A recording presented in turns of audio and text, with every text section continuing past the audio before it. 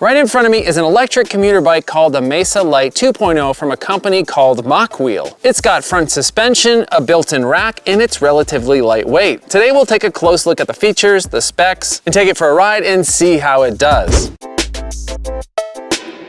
So it's actually a really exciting time to be in the market for an electric bike right now. There's so many different options from a lot of different companies popping up. And this right here is the Mokwheel Mesa 2.0 high-step electric commuter bike. And no, you don't have to commute to work on this bike. While it's very well suited to that, I could see this also being a nice recreational bike as well.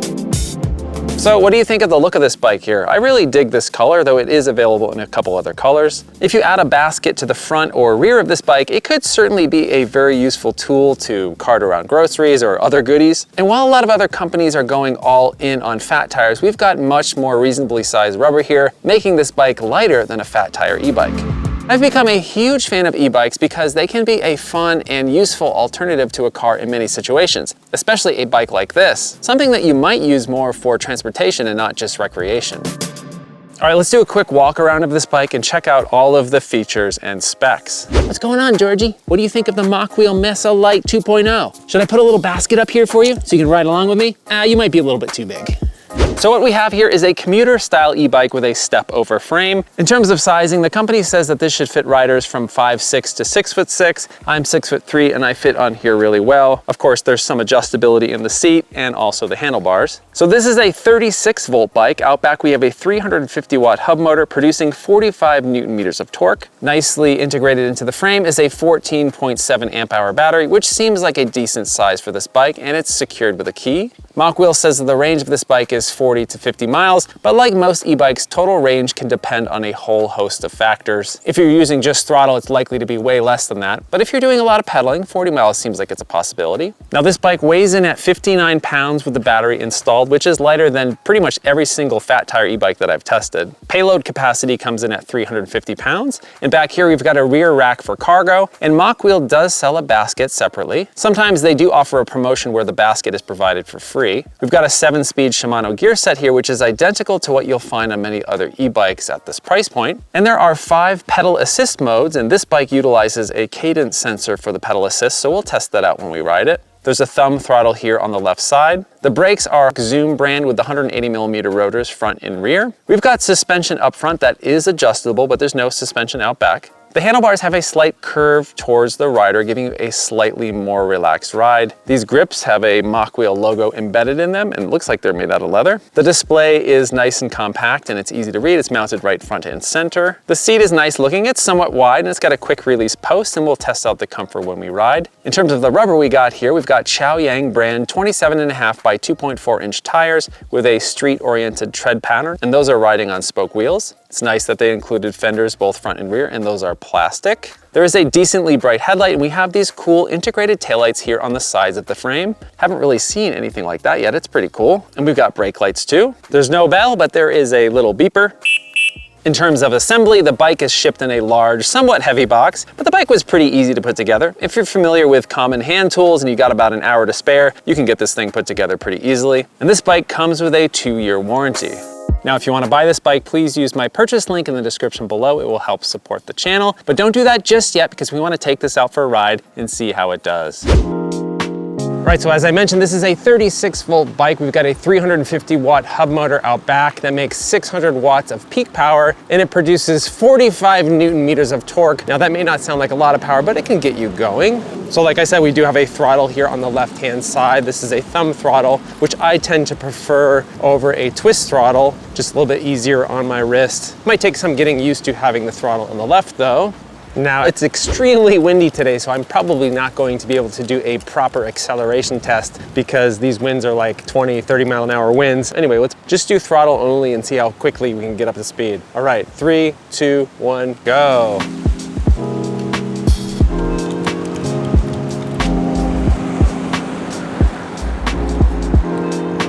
All right, 11 miles per hour, 12, 13. We've got a little bit of a hill here too, so we're not going as quickly as we could if it was completely flat.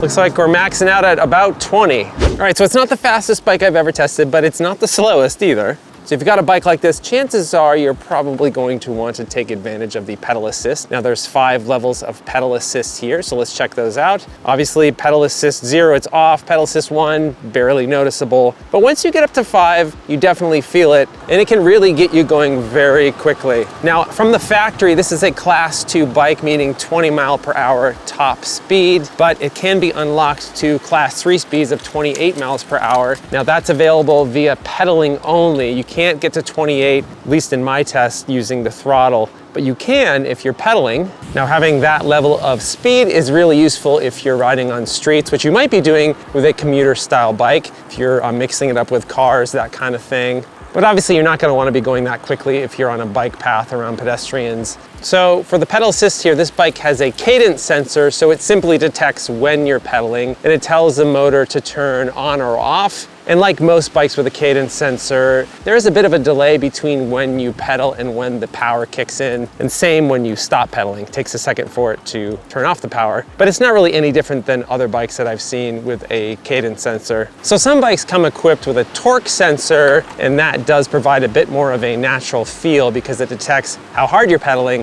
versus just when you're pedaling. But those obviously come at a cost. But I would say this cadence sensor is pretty decent. All right, so when you're going very quickly like I'm doing right now, you're going to want to be able to stop quickly. So let's do a brake test. 3, 2, 1, stop.